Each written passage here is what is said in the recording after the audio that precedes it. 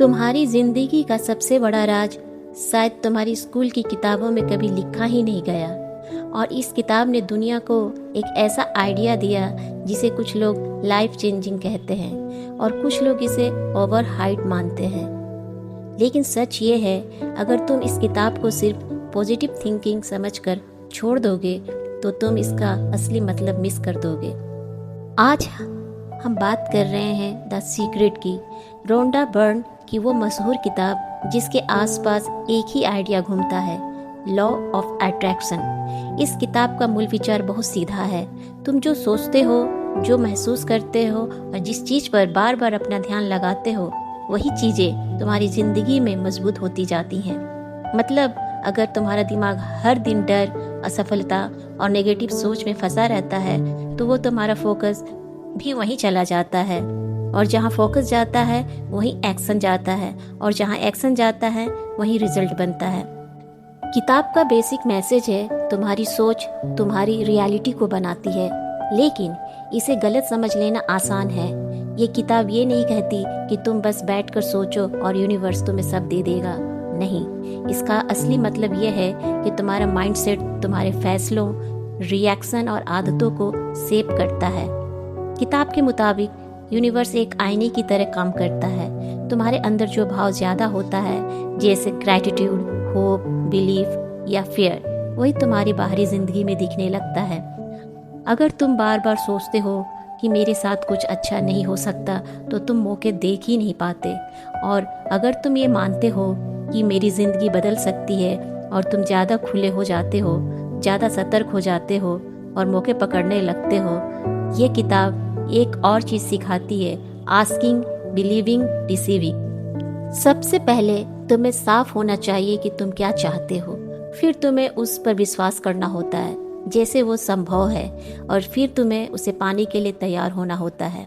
इसका सीधा मतलब है, अगर तुम्हारा कोई लक्ष्य है तो उसे धुंधला मत रखो।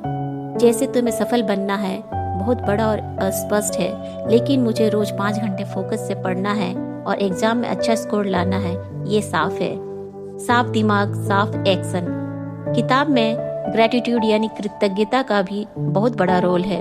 जब तुम अपनी जिंदगी में जो पहले से है उसके लिए थैंकफुल होते हो तो तुम्हारा दिमाग कमी से हटकर एबंडेंस की ओर चला जाता है, और जब दिमाग स्थिर होता है तो तुम कम घबराते हो, कम तुलना करते हो और ज़्यादा फोकस्ड रहते हो।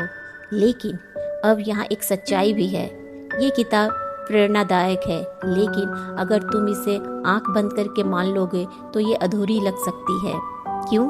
क्योंकि सिर्फ पॉजिटिव सोच काफ़ी नहीं होती। अगर कोई कहे मैं इंजीनियर बन जाऊंगा लेकिन पढ़ाई ना करे तो रिजल्ट शून्य है। सोच दिशा देती है, एक्शन मंजिल तक ले जाता है। यही इस किताब का सबसे काम का हिस्सा है, मानसिकता, अनुशासन। तुम जो बार बार सोचते हो वही तुम्हारी पहचान बन जाती है।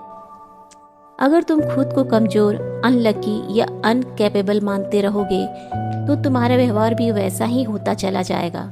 लेकिन अगर तुम खुद को शांत, सक्षम और कंसिस्टेंट मानना शुरू करते हो तो धीरे धीरे तुम्हारा व्यवहार बदलने लगता है।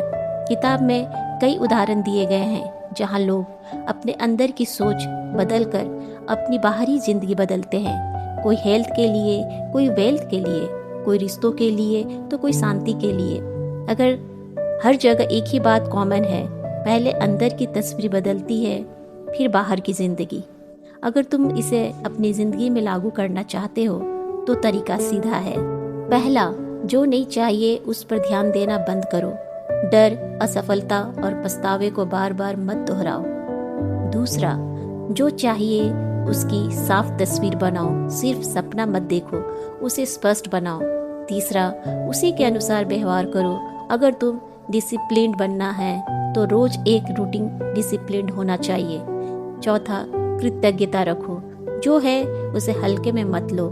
पांचवा, एक्शन लो, यही असली परीक्षा होती है। तो अगर एक लाइन में समझे, तुम्हारा अंदर का संसार तुम्हारे बाहर की दुनिया को प्रभावित करता है। लेकिन एक परिपक्व समझ यह है, सोच सीधे रिजल्ट नहीं बनाती, सोच व्यवहार बनाती है और व्यवहार रिजल्ट बनाता है। यही असली ताकत है। इसलिए अगर तुम किताब से एक ही बात ले जाओ तो वो ये हो, अपने दिमाग को अपना दुश्मन मत बनाओ, उसे दिशा दो, उसे साफ लक्ष्य दो, क्योंकि जिंदगी में असली जादू होता है लगातार किया गया काम। द सीक्रेट कोई चमत्कार नहीं, एक याद दिलाने वाली किताब है, लेकिन अगर तुम इसे सही तरीके से समझो तो ये तुम्हारी जिंदगी को नई दिशा दे सकती है। तुम्हारी सोच